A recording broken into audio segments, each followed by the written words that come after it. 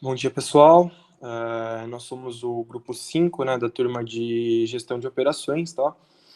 A gente vai estar falando aqui nosso projeto sobre a cadeia de suprimentos da carne. E para estar abordando aí o nosso projeto, a gente vai estar passando primeiro por seis tópicos, né? Primeiro a gente vai estar fazendo aí uma análise econômica setorial, né, do setor bovino. No segundo momento ali a gente vai estar falando dos métodos e técnicas de produção, tá? No terceiro a gente vai estar fazendo análises de algumas empresas do setor, tá? No quarto ponto a gente vai identificar ali alguns problemas ambientais, sociais e econômicos. Quinto ponto, a gente vai estar tratando ali sobre o bem-estar e os maus tratos aos animais nos processos de produção dessa carne. E no sexto, a gente vai estar trazendo para vocês uma proposta de solução, né, do problema que a gente encontra aqui. Para estar iniciando, eu vou estar falando primeiramente da análise econômica setorial, tá? Que vai ser o nosso primeiro ponto abordado aqui. Na análise econômica setorial, a gente vai falar um pouco sobre o valor, né, da carne, do preço do bovino. E o que a gente sabe é que nos últimos anos aí, basta o brasileiro ele tá entrando no supermercado, passando aí pelo açougue, vendo os preços que ele costuma realmente se assustar, né? A gente vem numa crescente de preços muito exagerada, nos últimos anos bem recorrente, e isso faz com que o brasileiro ele reduza, né, a quantidade de carne bovina na dieta dele. Então ele acaba buscando ali a consumir outras fontes de proteína, como ovo, frango, por conta exatamente do preço dessa carne que vem subindo bastante. Aqui alguns dados que a gente trouxe, fonte aqui do índice IPCA, né? A gente conseguiu ver que no ano de 2020, comparado a 2019, a gente teve um aumento de 18% no preço da carne bovina. A Conab também trouxe alguns dados para a gente do consumo, né? Consumo de carne bovina por ser humano, né? Por brasileiro. Então, o consumo de carne bovina por brasileiro anual também vem se reduzindo ao longo dos anos.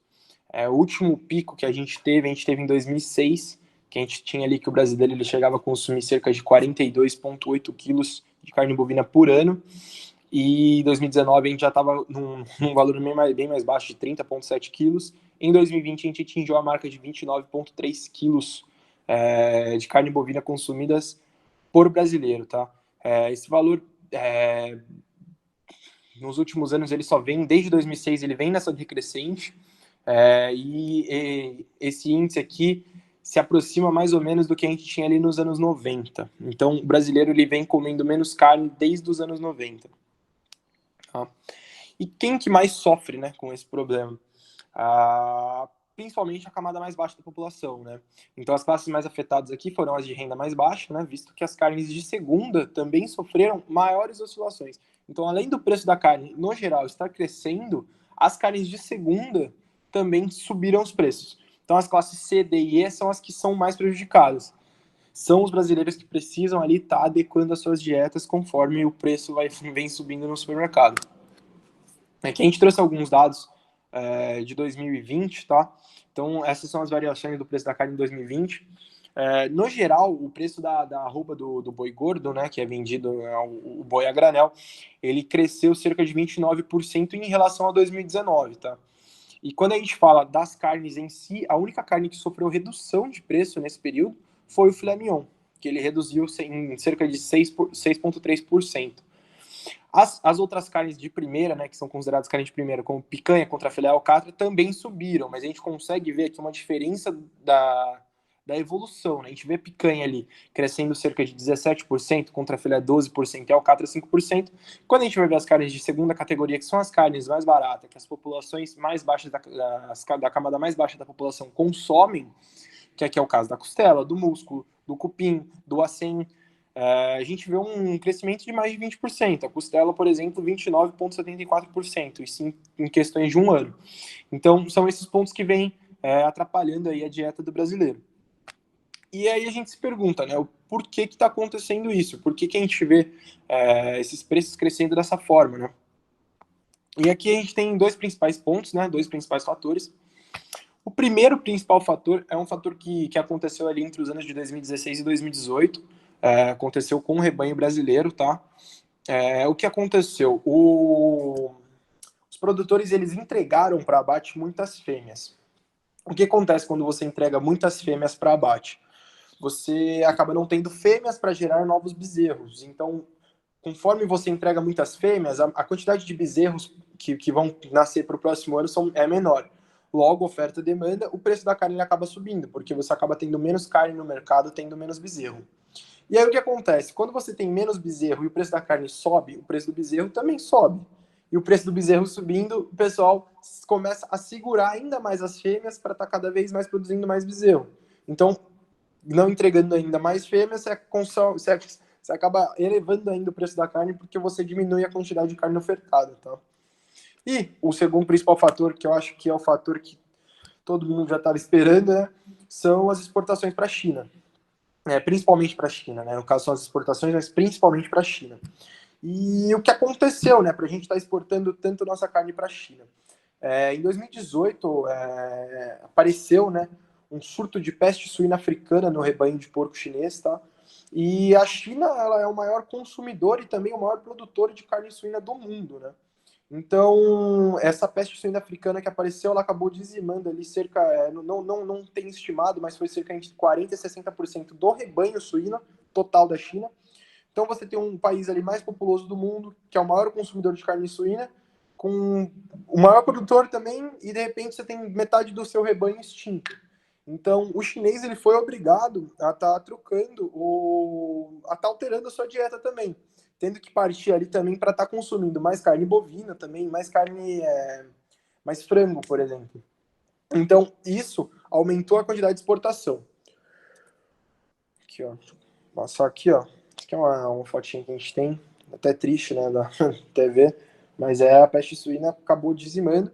E o ponto até hoje eles não conseguiram ainda acabar, né, com o problema da peste. Então até hoje vem acontecendo surtos e esse rebanho ele ainda não se recuperou. E aqui, além disso tudo, no momento que a gente está passando hoje, a gente vê esse dólar super valorizado frente ao real. Então, para exportação, tanto para o brasileiro produtor fica atraente, tá mandando essa carne para fora, tanto para o pessoal lá de fora tá comprando da gente, a carne fica mais barata. Então a gente viu essa evolução desde 2015. Em 2015 a gente exportava cerca de 20% de toda a nossa carne produzida. Em 2020, por exemplo, a gente já está exportando quase 30% de toda a carne produzida dentro do Brasil. E a participação da China dentro dessas exportações, o que em 2015 era de 6,5%, em 2019 de 25%, em 2020 a China estava com praticamente 41% comprando de toda a carne que a gente exporta. Então, hoje a China compra quase metade de tudo que a gente exporta. E isso é o que vem aumentando, né, o preço da carne no ponto final dos brasileiros. Para 2021, né, quando a gente trata o mercado agro, a gente não consegue fazer projeções bem extrapoladas, muitos anos, mas para 2021 que a gente consegue ver aqui, bem possivelmente a gente vai ver esse consumo reduzindo, essa dieta do brasileiro com menos carne ainda. Pontos de final da pandemia e a vacinação por completa deve ocorrer por meados de 2022. A gente não vê uma previsão disso se finalizando em 2021. Logo, a economia brasileira ainda não deve se recuperar tão rápido. A luta contra o extermínio da PSA, né, da peste suína africana na China, ela vai se manter contínua. Ainda não foi encontrada uma solução para o problema. As projeções do dólar frente ao real. É possível que a gente tenha alguma baixa do dólar, porém nada que não que fuja da casa dos R$ 5, então a gente não vai sentir isso diretamente algo que vá diminuir as nossas exportações. E também a gente vai começar a sentir agora em 2022 os reflexos, né, da pandemia, com mais desemprego e o fim do auxílio emergencial, que também vai impactar, né, na hora do brasileiro fazer as compras no supermercado. Então, tudo isso a gente vai ter que estar tomando em conta.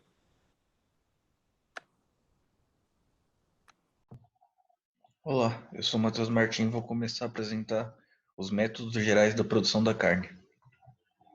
Bem, aqui nós temos a cadeia produtiva ideal, conforme a Embrapa, que é a empresa brasileira de agropecuária, e ela vai ter as divisões, né, da produção a montante e a jusante. que seria o cliente, e a montante, que seria o produtor no pasto, dentro da porteira, que eles chamam, né? Você vê aqui que a história da produção da carne no Brasil, ela é um pouco extensa, mas para resumir, há 40 anos atrás, a gente não tinha nem a metade do rebanho que a gente tem hoje de gado, que é 209 milhões de cabeças, e a gente tinha uma grande dificuldade de tanto abastecer o mercado interno e tinha que importar carne. Hoje em dia, o Brasil é o maior exportador do mundo.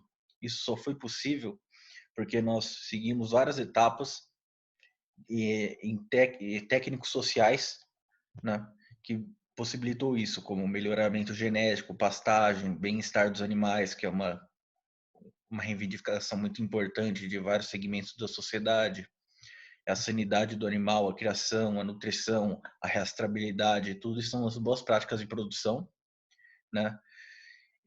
Dentro da porteira. E fora da porteira tem a evolução técnica do transporte, a evolução também da gente pensar no bem-estar do animal, o abate, que melhora a qualidade da carne também, no sentido de você produzir uma maior qualidade, o processamento, que seria a embalagem, a desossa, o destino do animal, né? De uma forma comercial a varejo. Depois você tem a distribuição, que é a rede logística, que faz tudo isso. A comercialização, que são as grandes redes de supermercados ou revendedores. E o consumo diretamente para os clientes, né? Bem, as preocupações e agentes de mudança, segundo a Embrapa, parte da importante revolução da pecuária brasileira ocorreu dentro das propriedades rurais, mas também teve a participação de muitos segmentos da sociedade, que são os engajados na busca de produtividade, qualidade e sustentabilidade. Ou seja, a questão do ambiental, social e econômico, que tem toda essa, eles englobam esse conceito já per se. Nas instituições de ciência e tecnologia, né? No ensino, indústria, associações de produtores, organizações não governamentais, são as ONGs, entre outros atores, que compõem um grupo extremamente atuante e muitas vezes coordenado com iniciativas que muito contribuem com incrementos na qualidade dentro e fora da porteira. E aqui a gente percebe a atuação de diversos grupos, mas que eles podem ser coordenados ou eles também podem ser descentralizados, mas eles produziram mudanças estruturais nas matérias de sobrevivência e segurança alimentar, que é a questão social, né, que o Brasil vivia uns tempos atrás muito ruim, agora já tem estabelecida, a sustentabilidade em eficiência e eficácia produtiva, que é a questão ambiental, e a capacidade de ampliar os lucros e ganhos monetários, sobretudo na área de evolução tecnológica, né, que é econômico, ampliar os lucros da empresa através da produção melhor, com menos recursos, eficaz e eficiente, e na questão da estratégia, né, da empresa, dela levar uma produção mais lean e mais que leva interesses de todos os stakeholders à consideração. Bem, as medidas de controle dos 3Ps foram as iniciativas que surgiram a partir dessas demandas da sociedade e dessas iniciativas tomadas pelo poder popular e pelas pessoas, e tanto pelo mercado também, pelas empresas. Bem, a gente pode destacar aqui iniciativas como o Pacto do Sinal Verde para a Qualidade da Carne, que é um programa local do governo do Mato Grosso do Sul, que quer ter 100% de qualidade de abates de cabeças realizados pela indústria no estado. Ou seja, ele oferece incentivos a todos os stakeholders, seja os produtores, que terão um ganho maior na arroba ofertada com boitificado no padrão verde, a agroindústria do processamento da carne, que terá garantida uma melhor rede de contatos e uma maior oferta cativa por parte dos produtores, e o consumidor, que terá uma carne certificada por padrões de bons tratos e manejo, se isso interessa como ativistas e conforme a consciência ambiental do povo vai sendo estimulada, e de melhor qualidade, né? Que é uma carne com melhor aspecto, com melhor aparência, com melhor mais produtiva, menos custosa para o bolso, né? Que é um dos maiores itens do consumo brasileiro é a carne, mas em questão de valor monetário, né? E é isso, nessa questão aqui do Mato Grosso do Sul, que surgiu em 2015. E tem também o selo da carne carbono neutro, que é um selo verde, ou uma marca conceito, ou uma certificação, que visa testar a carne bovina produzida em sistemas de integração de tipo silvopastoril, que é pecuária floresta, ou agro-silvopastoril, que é lavoura, pecuária floresta, que é o sistema ILPF, né? Que a Embrapa está estimulando muito assim, e só abrindo parênteses aqui, até fizeram um simpósio recentemente sobre essa questão da lavoura pecuária floresta em diversas regiões da América Latina, né? E é um modelo 100% brasileiro que está sendo também cobiçado por outros países países ou blocos como a União Europeia também, que está incentivando no meio deles, né? Então o Brasil lançou um conceito aí. E por meio de uso de protocolos específicos que possibilitam o processo de certificação. Ressalta-se a estratégia de construção de 10 unidades de referência tecnológica, ou RTs, em diferentes regiões do Brasil, integradas à rede de fomento de LPF para divulgação de dados e protocolos regionalizados, ou seja, para uma melhor integração.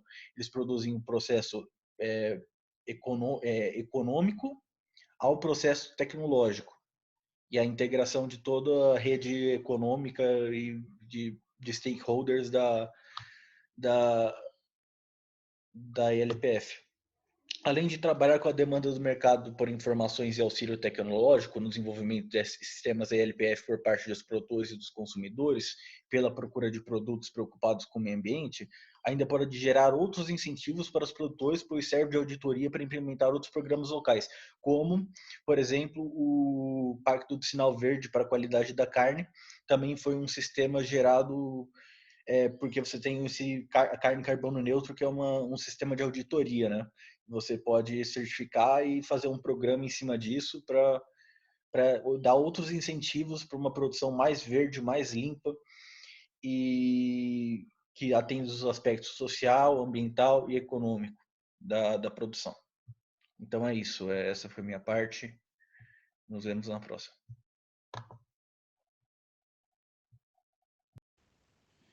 Olá, eu sou o Leonardo Ribeiro. Eu vou falar um pouco sobre a análise interna e externa de empresas. No caso do grupo, a gente escolheu a JBS. Rapidamente falando da história, né? A JBS teve início em 1953, quando seu fundador, José Batista Sobrinho, iniciou as operações ali em Goiás, com uma planta que tinha capacidade de operação para 5 cabeças de gado por dia. Hoje a JBS tem presença em 20 países, onde ela tem operação mesmo, né, não pelos quais ela comercializa. De toda a sua produção, 51,1% é exportado para a Ásia em 2020 aqui, né, sendo 10,5% partindo do Brasil. O lucro líquido dela em 2020 foi de 4,6 bilhões, comparado a uma receita bruta aí de 270 bi também. Ela já tem um pouco mais de 60 anos, né? Hoje conta com 250 mil funcionários, dentre eles a maioria é do Brasil, 50,7%. E, de maneira geral, o Brasil representa 15% da receita da JBS, perdendo ali só para os Estados Unidos, que tem maioria. Falando do ramo brasileiro da JBS agora, né? A JBS Brasil. Ela tem presença em 15 estados, né? Operação em 15 estados, 54 mil funcionários e receita de 41,7 bilhões, contando aí com 37 unidades de processamento de bovinos, 15 de couro, 6 centros de confinamento e de engorda ali, né? A JBS também tem algumas fazendas para produção de gado, 17 centros de distribuição de logística e hoje em dia produz 33.550 cabeças de gado por dia. Falando do produto da empresa, né? A JBS ela conta aqui com a linha principal, a Friboi, Muitos devem conhecer, até devem ter em casa.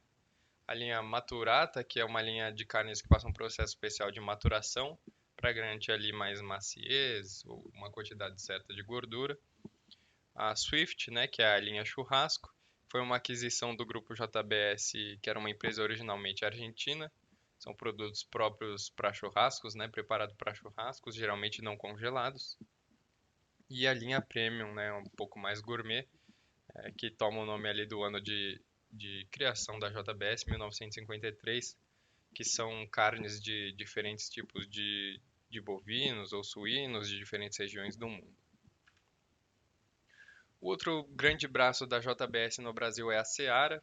Ela tem operação, né, em 12 estados, conta com 86 mil funcionários e a receita de 26,7 bilhões.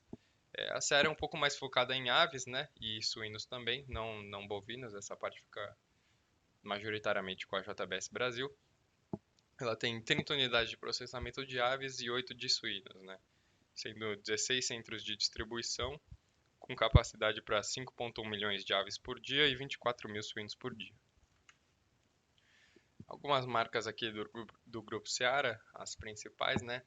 O Seara Gourmet, focado em congelados, hambúrgueres, quibes, produtos congelados ali prontos. A Marba, né, que é focada em embutidos, salame, mortadela, pastrame, coisas do tipo. O Massa Leve, que é uma marca de massas prontas, massas de pastel, massa de torta, tudo já pronto, aberto, massa folhada.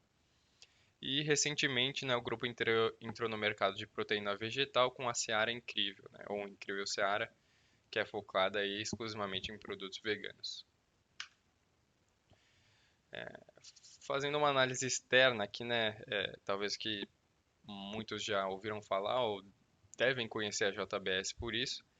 A JBS foi pega na Operação Carne Fraca lá em 2017.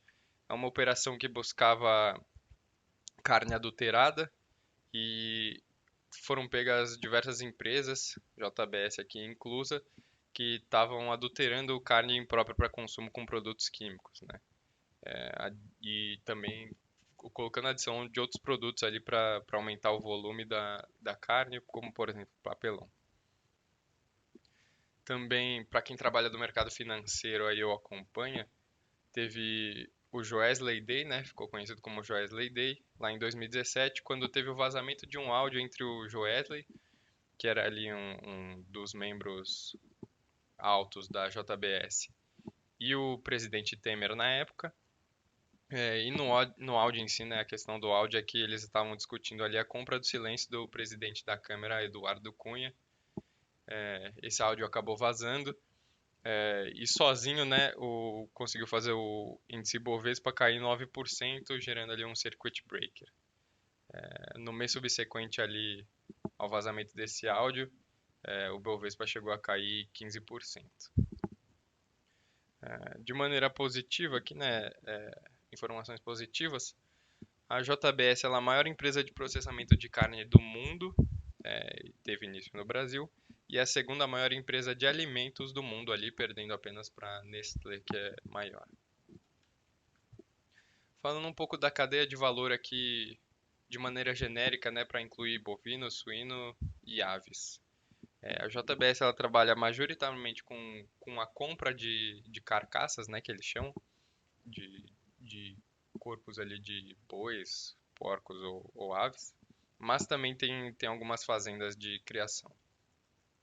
Essas carcaças passam pelo transporte, pelo processamento industrial, que basicamente ali, dependendo da linha de produtos, mas a principal seria o corte das peças, né, a desossagem, a embalagem e o congelamento para os produtos congelados ou só armazenamento em frigorífico para os produtos não congelados, né, ou frescos, como eles chamam. Após isso, esse produto vai para distribuidores ou restaurantes diretamente, acabando aí em pontos de venda como o mercado local de bairro, aí, Pão de Açúcar, através da internet também, ou até as lojas próprias como a Swift, que tem loja própria que pode ser encontrada, chegando aí ao consumidor final. Separando aqui um pouco a cadeia do couro, que tem um processo um pouco diferenciado. O couro da JBS, né, a parte da produção de couro JBS é majoritariamente comprado, terceirizado. Eles têm pouca produção de couro própria, de boi próprio para couro. Esse couro passa por transporte, um processamento primário, que eles chamam de couro blue, que é um couro ali já tratado quimicamente, e depois passa por um processamento secundário, geralmente em outra planta, mas pode ser na mesma planta do processamento primário, para se transformar no material final ali, que é o couro semi-acabado, né? O couro semi-pronto, que já vai para pontos de venda. O couro deles é majoritariamente exportado, né? Não é muito vendido no Brasil e acaba chegando no consumidor lá fora. Aplicando um modelo de input, transformação, output, né? O input-output do Slack Chambers e Johnson, a gente aqui elencou alguns pontos principais, né? Resumidamente, porque a JBS em si é muito grande, pensando aqui no processo principal da companhia, né? Que são carnes. A gente elencou materiais transformados como bovinos, suínos e aves, ali a carcaça, a soja. Os pontos transformadores, né, as instalações e os funcionários. Hoje o trabalho, né, em linha de produção majoritariamente manual, principalmente a parte ali de corte e desossagem. Os processos da JBS, né, a linha interna, a gente pode considerar de alto volume, é uma empresa gigante, né, tem muita demanda, de baixa variedade, apesar de terem diversas linhas de produtos e diversos tipos de corte de carne, alta demanda e o padrão torna isso uma variedade baixa. Não tem diferenciação, não tem customização. Tem baixa variação de demanda, apesar da sazonalidade de Natal, ou coisas do tipo, a demanda por carne ela não costuma mudar muito. E tem alta visibilidade também. O consumidor não espera muito ali pelo produto, ele não tem tempo de espera, o produto sempre está lá no mercado quando ele quer comprar. E o output de tudo isso, né, o produto puro, não tem nenhum tipo de serviço direto aqui que a gente encontrou, que é a carne embalada ou congelada. Aplicando aqui a tipologia, né, tentando encaixar a tipologia de Fernandes e Goldin Filho, a respeito da quantidade e repetitividade é uma produção em grandes séries, não é de se esperar diferente, é uma das maiores empresas do mundo, aqui maior empresa de processamento de carne do mundo, então tem uma produção gigante. A respeito do produto e processo, é uma produção contínua, ela não costuma alterar ali, né, o ano inteiro, o tempo todo da mesma forma. A respeito do mercado ou grau de exigência, é uma produção para estoque. E o resposta do sistema de produção também é make to stock, né? Como eles trabalham com carnes frescas e congeladas, todo o produto é armazenado em frigoríficos e principalmente as carnes congeladas, né, tem bastante tempo de prateleira. Falando um pouco sobre a supply chain da JBS aqui, eles têm um protocolo próprio de supply chain aqui que é certificado pela Sustainable Business Council. Esse protocolo de certificação de qualidade ele tem alguns pontos focais, né? Sendo eles bem-estar animal, rastreabilidade das informações e dos processos, sustentabilidade dos processos, ali a maneira de operação, todos os processos de produção, a qualidade dos materiais e do processo, o processamento em si e o marketing também aqui é incluído. E todo esse processo de supply chain é auditado por consultoria externa anualmente. O modelo do Sustainable Business Council, ele é basicamente separado em 6 etapas, né? 6 etapas sequenciais, e eles chamam de Sustainable Value Chain.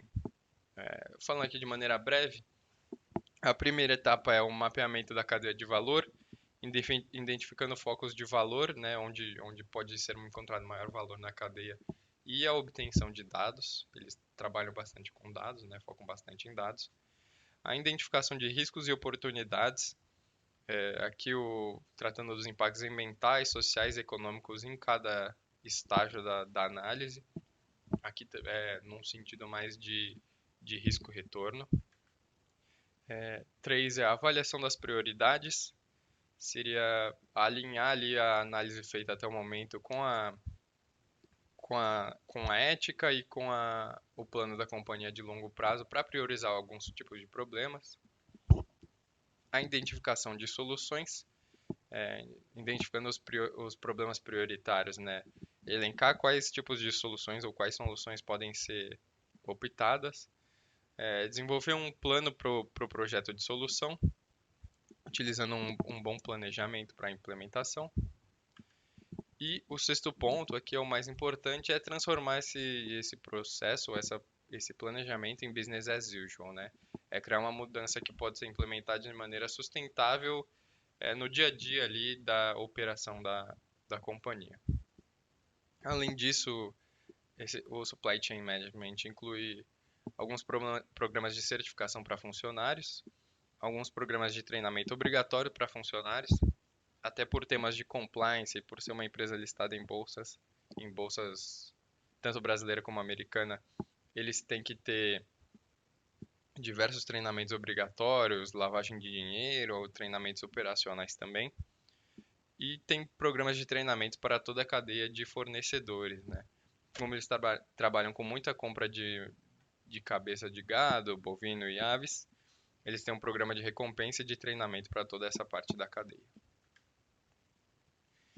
Pensando na gestão verde da cadeia de suplementos, né, tentando aplicar aqui, apesar de ser uma indústria um pouco complicada, né,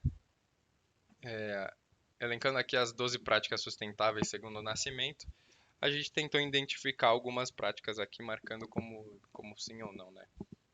Entre elas, exigência por código de conduta, realização de auditoria e monitoramento, cobrança por certificação e sistemas de recompensa, isso a gente vê que ocorre dentro da empresa, tanto por motivos legais quanto por motivos de relação com stakeholders, o desenvolvimento dos agentes e soluções de problemas em conjunto, e desenvolvimento de processos e projetos ambientais em conjunto a gente viu que ocorre também.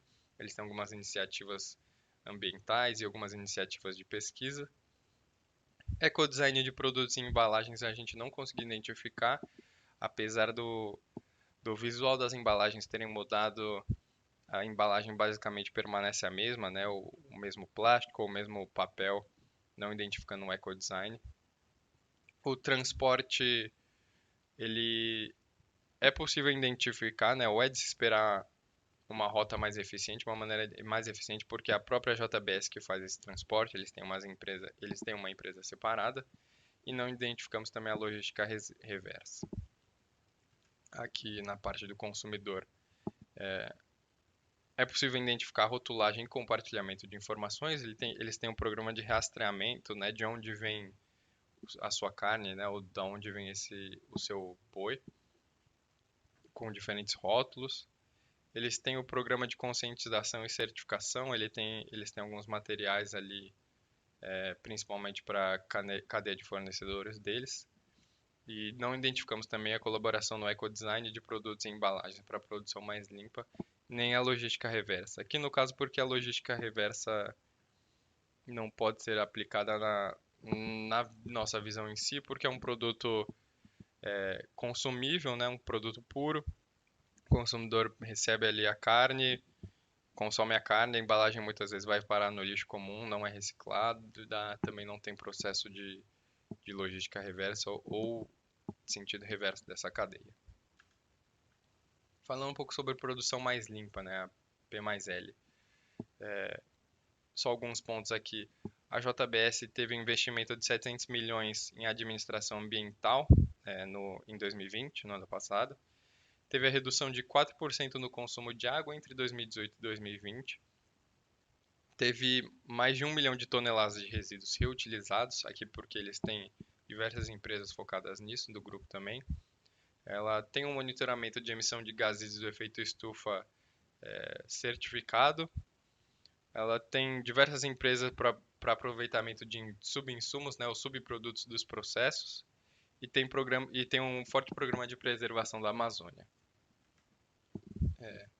Falando aqui sobre o P mais L, né, essa frase que está até no material distribuído pela professora, pode ser considerado como a aplicação de uma estratégia técnica, econômica e ambiental integrada aos processos e produtos a fim de aumentar a eficiência no uso de matérias-primas, água e energia, através da não geração, minimização ou reciclagem dos resíduos e emissões geradas, com benefícios ambientais, de saúde ocupacional e econômicos. Aqui no caso da JBS, a gente percebe um viés econômico bastante forte, até porque a maioria dos subprodutos dos processos deles tem algum outra empresa dentro do grupo para aproveitar esse material e acabar ser vendido no mercado, transformado e vendido no mercado de outra forma, como será apresentado um pouco mais para frente.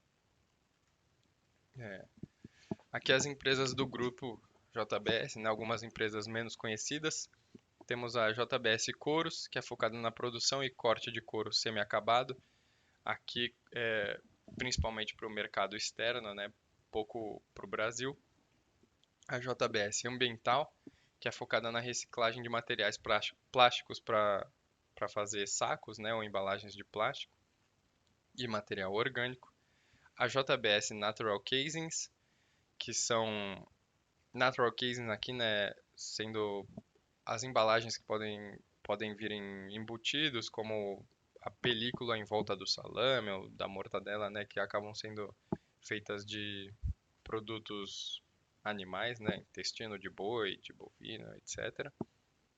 A JBS Biodiesel, que trabalha com a criação de biodiesel a partir da gordura animal.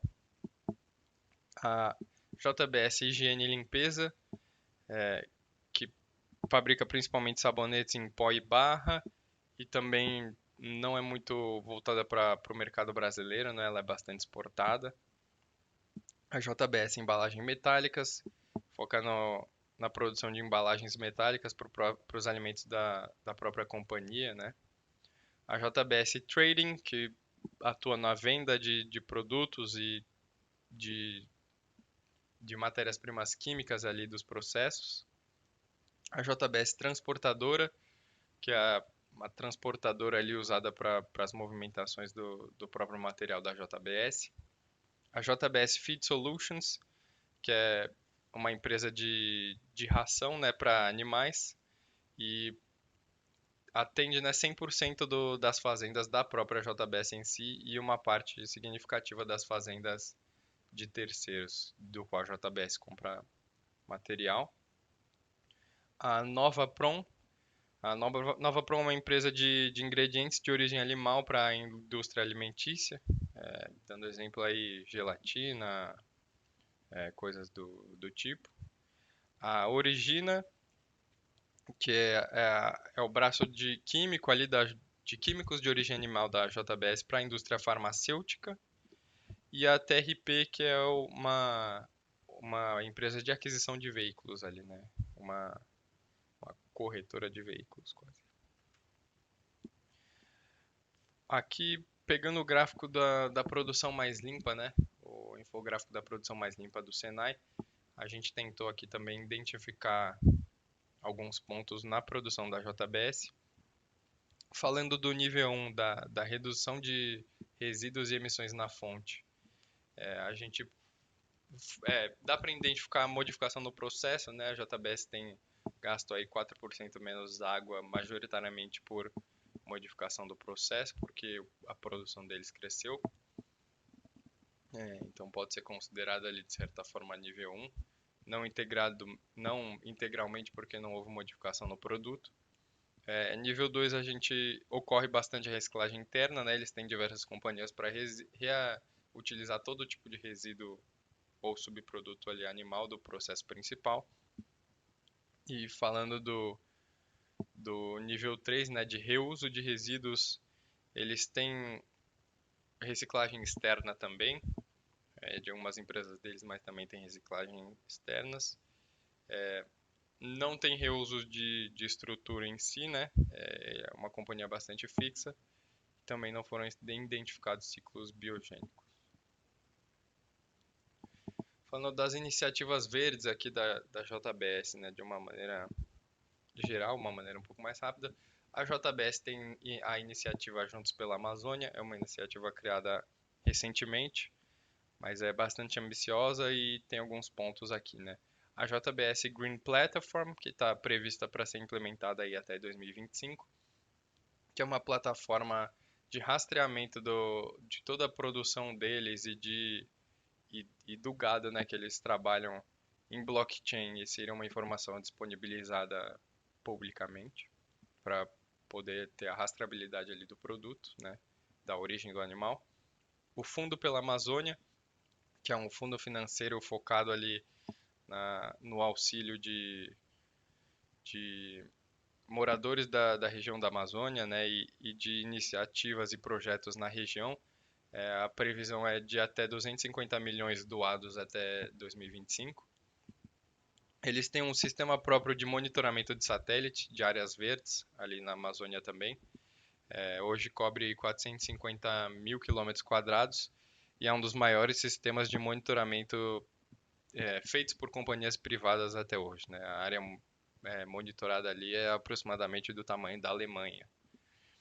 E eles fazem também ali o monitoramento diário de 50 mil fazendas, a respeito de bloqueios judiciais, desmatamento, terras indígenas, terras de preservação, né, de Mata Atlântica, trabalho escravo, entre outros.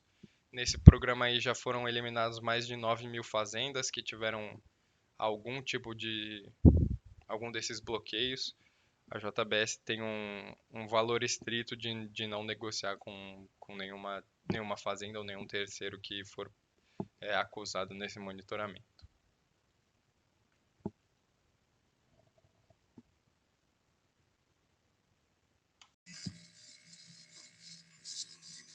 Olá, meu nome é Gabriele. Eu vou falar sobre problemas ambientais identificados na cadeia produtiva. Bom, primeiramente vemos todo o sistema, o subsistema dessa cadeia, desde todos os cuidados para a criação do gado até chegar no consumidor final, passando por cada uma dessas etapas. E nós vamos trabalhar alguns impactos em cada uma delas, mas alguns dados apresentados já estarão somando todos os impactos causados em cada etapa.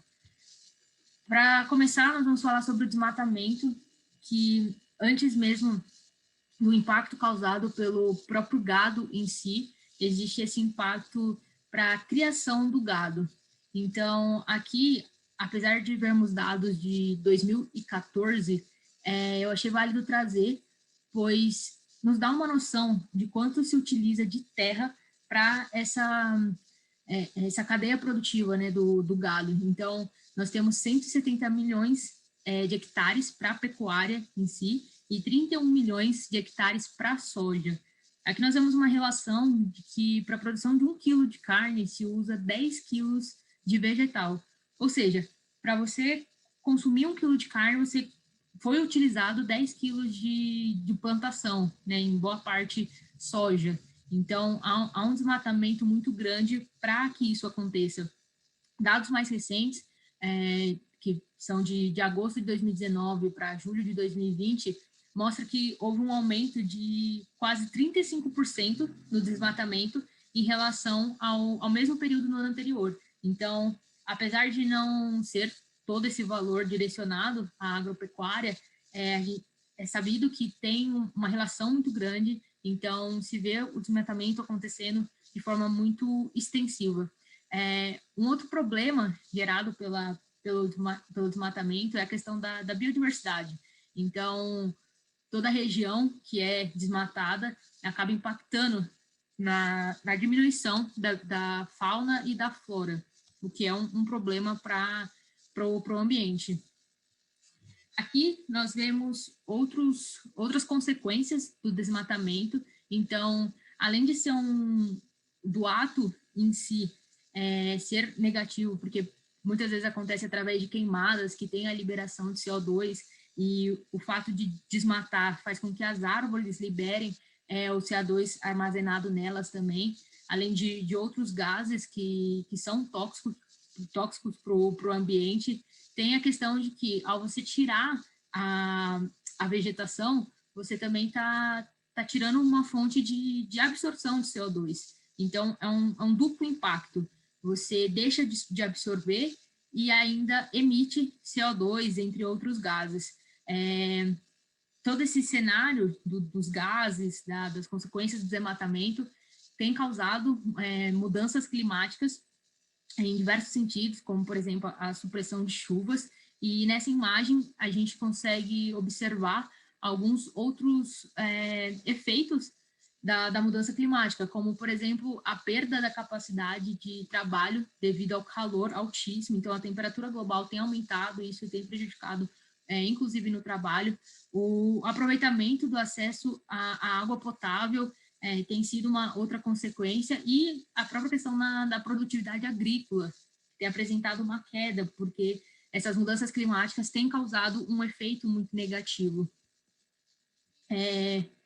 Bom, pensando em toda a relação que existe, né, entre a agricultura e a pecuária, um outro impacto gerado é a questão da degradação, tanto do solo em si, como dos lençóis freáticos. Nós vemos nessa imagem, por exemplo, a questão de agrotóxicos, fertilizantes, o resíduo da pecuária, né, entre outros fatores. Tudo isso gera um impacto muito negativo ao solo, de modo que prejudica, como, por exemplo, gerando erosão, desertificação. Então, a questão dos nutrientes do solo são perdidos, e quando impacta o lençol freático, tem toda uma relação com a água que a gente vai ver no próximo slide. Mas essa produção, essa cadeia produtiva da pecuária, né, da produção de carne, é algo que está se tornando autodestrutivo, porque tem consumido de forma excessiva a matéria-prima que a própria produção consome. Então, aqui nós vemos uma imagem sobre o consumo de água para alguns produtos. Então, por exemplo, aqui mostra que 1 quilo de carne é usado, em média, 17 mil litros de água para produzir 1 quilo de carne. Algumas outras fontes apresentam que essa média é de cerca de 15 mil litros, e apesar de no Brasil, em alguns lugares, mostrar que é um valor um pouco inferior a isso, continua sendo um valor muito alto, principalmente quando se compara com os outros produtos, como nós vemos aí na imagem. Por exemplo, o arroz. 1 quilo de arroz gasta 2.500 litros de água. Então, é um gasto bem inferior quando comparado a 1 quilo de carne. E o arroz é um produto extremamente consumido, principalmente por nós brasileiros. E essa medição do consumo de água, de uma maneira mais formal, é chamada de pegada hídrica, que é justamente a quantidade de água consumida naquele produto. E existe a pegada azul e a verde. Alguns lugares vão apresentar dados diferentes para essa produção de 1 quilo de carne, como, por exemplo, eu cheguei a ver dados com 6 mil litros de água para 1 quilo de carne, e nesse caso só está sendo analisada a pegada azul, quando o valor é abaixo, que é um consumo mais direto de água, ao passo que a pegada verde trata todo um consumo indireto, outras etapas que não seja especificamente ali do boi bebendo a água ou algo do tipo. Então, esse valor já é somando os dois tipos de pegada. E diante de todo esse cenário de problemas ambientais, do desmatamento, mudanças climáticas, essa questão da água, que não está só sendo impactada no sentido de quantidade, mas também de qualidade, como a gente viu no slide anterior, dos lençóis freáticos. Com tudo isso, a gente vai continuar o trabalho apresentando os impactos econômicos e sociais como consequência desses impactos ambientais, por exemplo.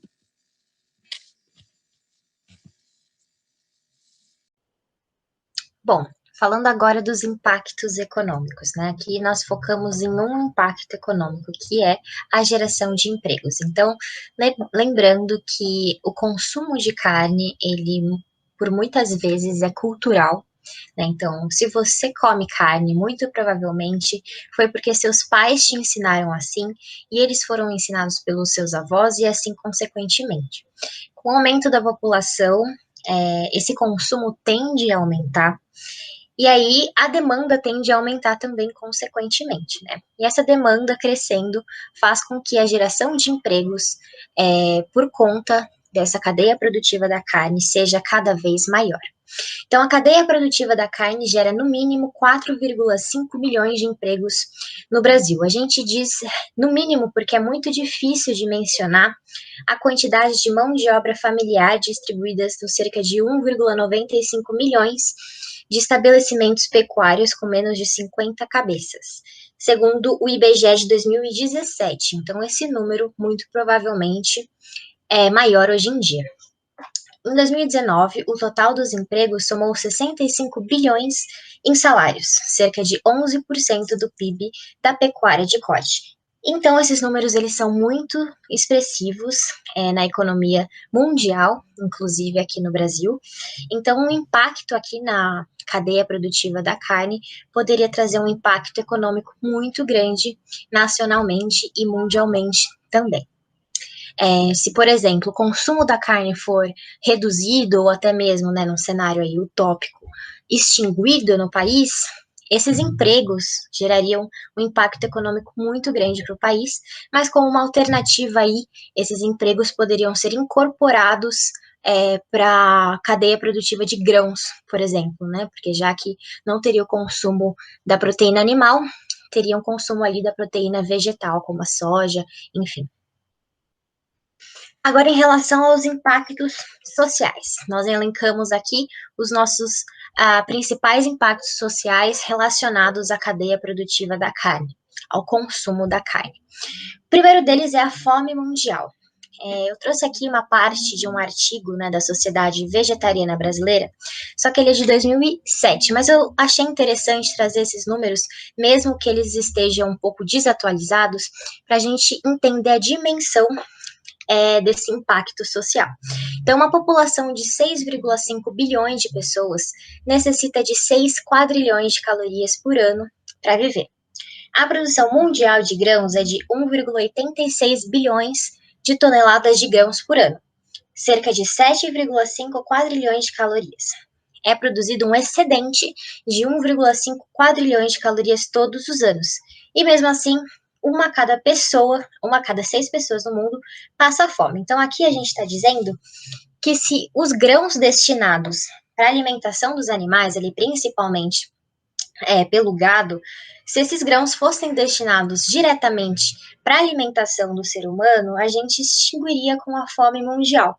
Até chega a ser um pouco irracional da nossa parte fazer o animal de intermediário ali na nossa alimentação, porque a cadeia de alimentos ali, né, o nível trófico em si, diz que quando a gente se alimenta de organismos produtores, que são os vegetais, a gente obtém mais energia. E, portanto, a gente pode sustentar uma maior biomassa, né, um maior número de indivíduos. Então, esses grãos aí que são usados para o nosso intermediário, né, para quem tem uma dieta carnívora, eles poderiam ser destinados para a sociedade, não só brasileira, mas mundial, e a gente acabaria com a fome. Agora, um impacto também muito expressivo são as doenças que são causadas diretamente ou indiretamente pela alimentação pautada ali na carne. Então, algumas doenças estão diretamente ligadas ao consumo da carne. O relatório da ONU de 2013 constatou que 70% das novas doenças em humanos tiveram origem animal. Podem ser citadas a gripe aviária, H1N1 e até mesmo o novo coronavírus. Então, a pandemia que a gente está vivendo hoje foi justamente por uma armazenagem ali não correta dos animais que seriam servidos de alimento futuramente.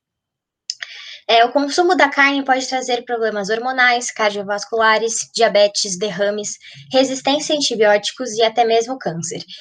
Esses problemas eles são muito sérios, mas vale ressaltar aqui a resistência a antibióticos, que é a doença que é prevista por mais matar pessoas até 2050. O modelo de Springman mostra que se todos nós adotássemos uma dieta vegetariana até 2050, veríamos uma redução na mortalidade global de 6 a 10%.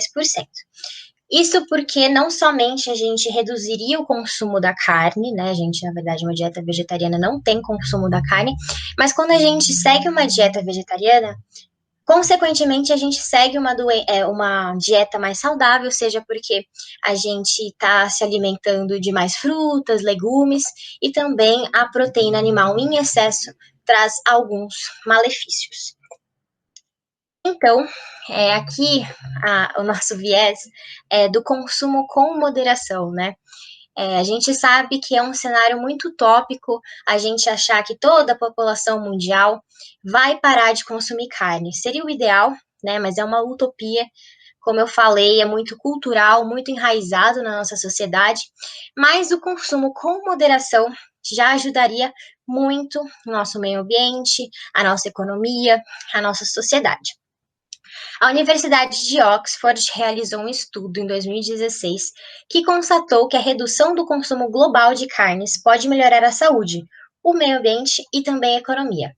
Dietas vegetarianas podem salvar 7,3 milhões de vidas todos os anos. Porém, o consumo consciente de 43 gramas de carne por dia, aliado a dietas saudáveis, já salva 5,1 milhões de vidas anualmente no mundo. Em termos econômicos, de acordo com a pesquisa, por ano, uma economia mundial de 700 bilhões de dólares a 1 trilhão de dólares seria registrada, já que hábitos mais saudáveis significam menos doenças e, consequentemente, menos gastos com a saúde. Então, a gente vivendo de uma dieta aí mais consciente, além da gente ajudar a sociedade como um todo, a gente desafogaria ali a economia nacional e mundial com gastos com a saúde.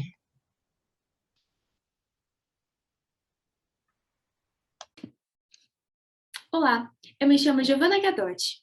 Dando continuidade à apresentação, queria falar um pouco sobre bem-estar e maus tratos aos animais. Mas antes da gente entrar nos slides, só queria dar um breve contexto histórico. A gente vem acompanhando ao longo das últimas décadas os avanços tecnológicos, né? Principalmente nesse tipo de indústria, visando a maior produtividade e eficiência, e sempre buscando maior aproveitamento econômico. Porém, quando se trata de vidas, de seres vivos, tem como conciliar a ética com a produtividade, com essa eficiência? Esse tópico a gente vai explorar um pouco mais nos slides.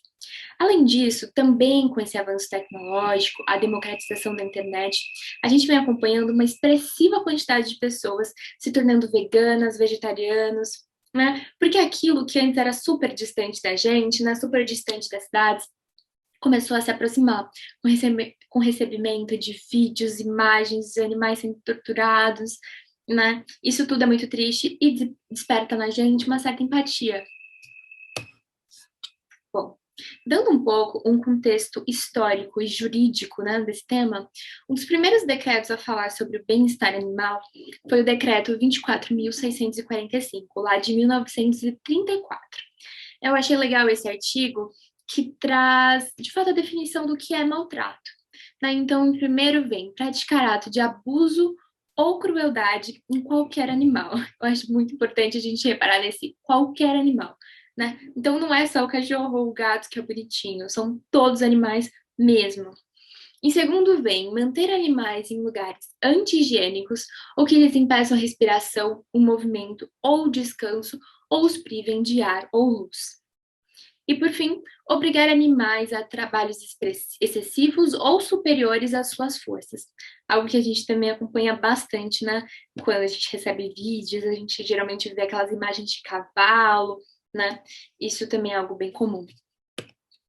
Depois disso, a gente também tem outros avanços, né? Então, o Código Federal de Bem-Estar Animal, que foi feito em uma PL que foi lançada em 2007. E a gente acompanha tudo isso, né? Ou seja, existem leis que obrigam que os animais tenham bem-estar durante sua vida. Mas ainda assim, a gente tem essas carnes que são vendidas com certificação de bem-estar animal. Né? E eles definem seu produto como animais livres de fome e sede, livre de desconforto, livre de dor, doença e ferimentos, livre para expressar o seu comportamento normal e livre de medo e estresse. Mas aí eu pergunto, se existem leis que obrigam que os animais, né, sejam tratados com bem-estar, que não sofram abusos durante sua vida, como que a gente tem e aceita normalmente, né, que existam empresas que vão lá e certifiquem seus produtos com esse selo.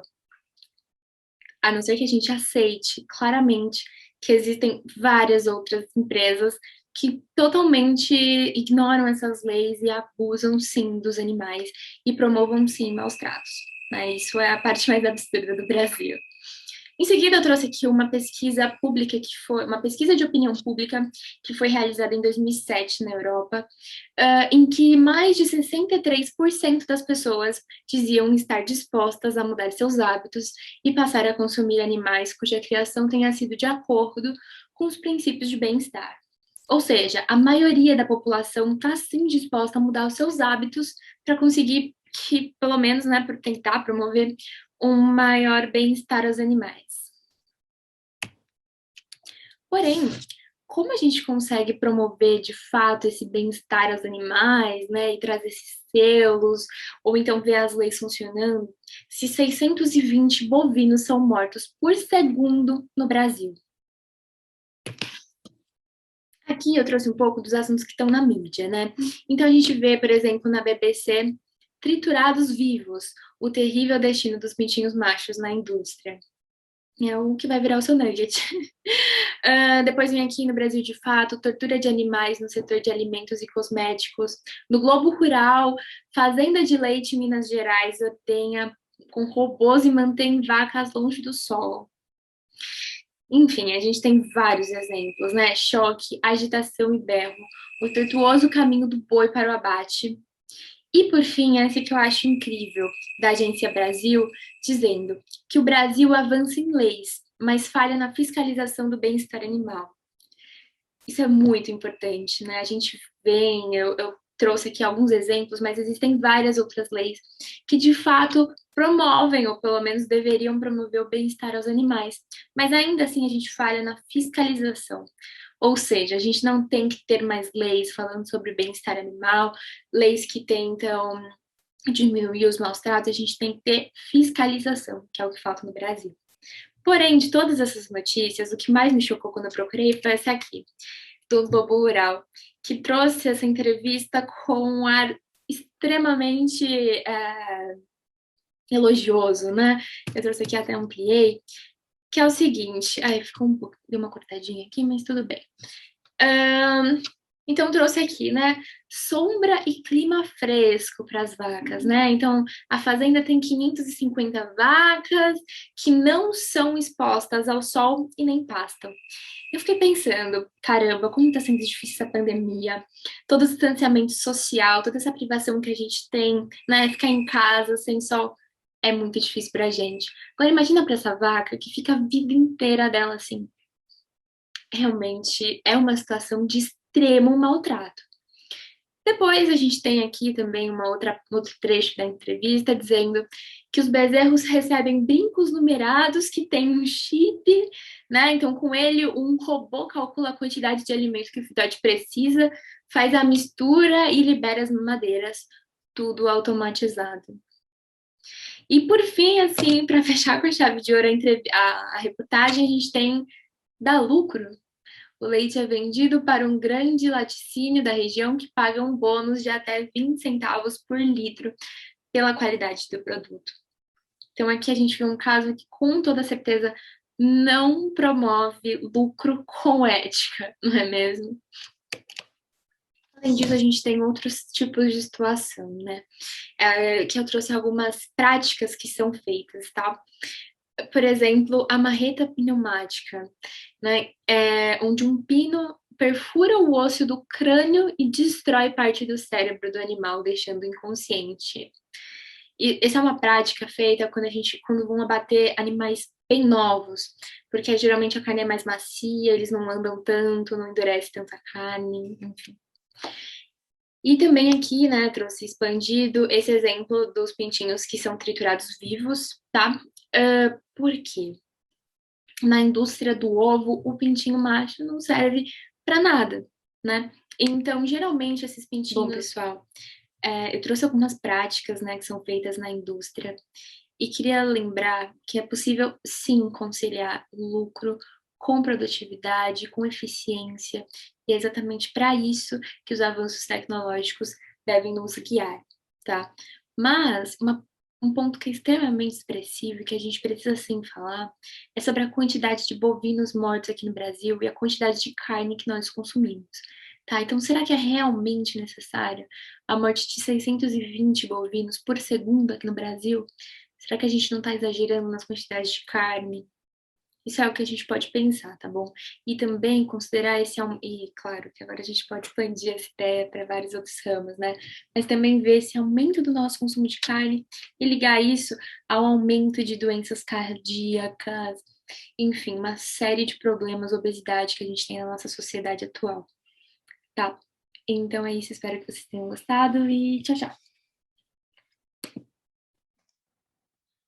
Pessoal, boa noite, tudo bem? Meu nome é Jefferson e vou falar um pouco sobre as propostas de solução que o nosso grupo tem em relação aos problemas de sustentabilidade do ciclo da carne aí, né? Principalmente no setor agropecuário, legal? Então, o mais importante é entender que parte da solução tem como base uma redução do consumo de carne por parte da população. Em teoria, isso é bem difícil, porque a carne faz parte da dieta da população como um todo, e a população vem crescendo com os anos, né? Então, a gente pedir nesse momento, sem uma base educacional boa, que a população tenha uma redução do consumo de carne, é um pouco difícil. Porém, isso é necessário para a gente conseguir evoluir nas questões ambientais. Isso porque o ciclo da carne tem muitos impactos, né? Hoje ele usa por volta de 70% de toda a água disponível, água doce disponível, né? E também polui lençóis freáticos, tem a questão do desmatamento, coisas que já foram abordadas. Então, o nosso foco é apresentar soluções, possíveis soluções para isso, legal? Antes da gente seguir para soluções, eu queria apresentar uma coisa que me espantou pessoalmente. Eu não tinha acesso a essas informações até a pesquisa para a gente fazer a conclusão desse trabalho, né? Então, para fabricar, né, eu vou usar a palavra fabricar, não sei se é a mais apropriada, mas para fabricar 1 quilo de carne, a gente precisa de aproximadamente 15 mil litros de água. O que significa isso, né? O animal bebe 15 mil litros de água? Não, não é isso. Mas para a gente fazer toda a limpeza do local, principalmente quando a gente tem uma engorda em confinamento, né? Para fazer a manutenção da pastagem, enfim, consome muita água, por volta de 15 mil litros. Já para fazer o cultivo de 1 quilo de algum vegetal, seja maçã, batata, tomate, gastamos menos do que 1.000 litros de água para 1 quilo de alimento, né? Então, a indústria da carne tem um impacto ambiental fortíssimo, principalmente em relação ao recurso hídrico, tá? Não só desmatamento, não só contaminação do solo, mas também o recurso hídrico utilizado. Isso motivou a gente a pensar em algumas possíveis soluções. Aqui, para vocês terem uma ideia, o porquê me espantou também essa questão do recurso hídrico, é que a 6ª maior empresa desse segmento do mundo, que é a Nippon Han, com base no Atlas da Carne, que foi uma coisa que a gente usou como base para esse trabalho, ela consumiu em 2011 por volta de 12,5 milhões de metros cúbicos de água. Isso pode não parecer muito, né? Mas, para vocês terem uma ideia, uma pessoa adulta precisa por mês de 3,3 metros cúbicos. Então, essa empresa consumiu no ano a água de milhares de pessoas que acabam não tendo acesso a esse recurso, por falta do recurso, enfim, diversos fatores, né? Falta de saneamento, mas isso me espantou um pouco. Então, eu resolvi compartilhar com vocês, legal? Partindo para a parte das soluções de maneira objetiva, quais são as soluções que o grupo propõe para a questão da carne, né? Uma das soluções é uma solução que algumas startups vêm tentando, que é o cultivo de carne in vitro. De fato, isso não tem escala ainda para suprir a necessidade da população. Porém, é uma ideia que tende a evoluir, né, com o tempo. Então, esse cultivo de carne in vitro é baseado no cultivo de células animais, né, a fim de evitar a parte do sacrifício animal, evitar a parte de todo o ciclo da carne, né, mais uma vez, as queimadas e coisas que nós já abordamos, né. Isso seria feito exclusivamente in vitro, evitando o sofrimento dos animais. Se isso ganhar escala, isso de fato pode agregar muito a forma como a gente lida, né, com a nossa dieta no dia a dia. Vale lembrar também que o grupo pensa que a parte de educação é importante, né? O que eu quero dizer com isso? As pessoas às vezes pensam que se elas deixarem de consumir carne, elas vão ter uma dieta mais pobre, elas vão ter falta de algum macronutriente, como principalmente a proteína, mas existem vegetais que não têm esse impacto ambiental altíssimo, como tem a agropecuária, mas fornecem tanta proteína quanto, né? Então, realmente, essa parte de educação é importante para a gente conseguir reduzir a questão do consumo aí de carne, principalmente a carne bovina, legal? Por que que as nossas soluções dependem disso? Depende da redução do consumo. Porque essas soluções de médio prazo, que inclusive a União Europeia vem tentando implementar, são soluções baseadas no cultivo, né? Perdão, no pastoreio natural. O que significa isso? Por volta entre 30% e 40% da superfície do globo é coberta de áreas onde o agronegócio, onde plantação de vegetais que podem virar alimento para a população, né? Não só plantação de soja, 30% a 40% do que cobre o planeta, ele não é cultivável. Então, a agropecuária pode, né, e deve se beneficiar disso. Então, em vez de dividir área com floresta, em vez de dividir área com plantação de vegetais que agregam a dieta da população, a agropecuária pode, né, utilizar esses pastos naturais. Utilizando esses pastos naturais, a gente evita a questão do efeito estufa, porque você não vai ter o desmatamento, não vai ter a queimada, né? Então a gente evita a emissão desses gases. E melhor ainda que isso é reter o dióxido de carbono no solo. E quando a gente faz a erosão ali para criar pastagem, a gente libera algum dióxido de carbono, né? Então reter isso no solo de maneira natural, evitando inclusive a contaminação do lençol freático pelo esterco dos animais, né? Pelos dejetos. Então é uma solução interessante sobre a pastagem natural, né? O ponto é que a gente tem uma certa dificuldade de ganhar escala com isso, né? Você utilizar essas áreas, talvez você tenha um problema logístico de mover essa carne de algum lugar um pouco mais remoto do mundo para onde a população se encontra. Então, realmente, a parte sustentável de meio ambiente é muito interessante, mas a gente tem alguns problemas a serem resolvidos, né? Até porque esse tipo de produção não tem tanto incentivo ainda, né? Com o devido incentivo, esse tipo de produção poderia levar algum tipo de vantagem competitiva em cima de outros competidores, né, do mercado.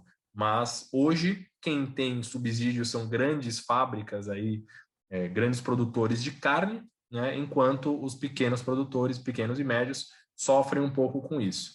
Mais uma vez, a União Europeia está tentando adotar algumas diretrizes com relação a isso, uma espécie de criação de selo, né, onde os produtores, pequenos e médios produtores, se comprometem a usar parte da lavoura deles, enfim, para alimentação dos animais, se comprometem a não dopar os animais, não ministrar antibióticos sem necessidade, sim ministrar remédios quando o animal realmente precisa, né?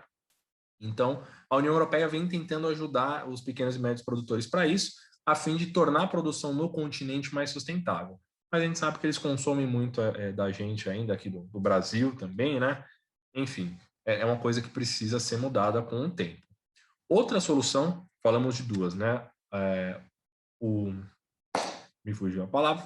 A questão de fazer in vitro a carne, né? Do cultivo in vitro, e a questão do pastoreio em campos naturais, legal? A gente tem um outro ponto do pastoreio em campos naturais, que é o pastoreio itinerante, é uma outra sugestão. O que significa isso, né? É um tipo de pastoreio onde os animais, onde os rebanhos migram, né? O interessante disso, o que é que existem algumas organizações que fazem o controle da migração desses rebanhos, e isso faz com que a vegetação cresça de forma natural. Então, além de você não ter o desmatamento, a vegetação do local continua sempre crescendo, retendo dióxido de carbono no solo, mais uma vez, né? O esterco não chega a contaminar o lençol freático. Enfim, os benefícios são mútuos aí, né? Então, essas são as propostas de solução para o problema de produção da carne, né? A gente sabe, mais uma vez, essa é uma teoria, precisa ser fomentada pelos governos, né? A gente precisa começar a ter uma análise mais completa, né? Mais estratégica por parte das empresas em relação a sustentabilidade nesse tipo de produção. Porém, se não houver uma demanda por isso, né? Se não houver uma demanda por uma carne mais sustentável, a gente não consegue evoluir nisso, né?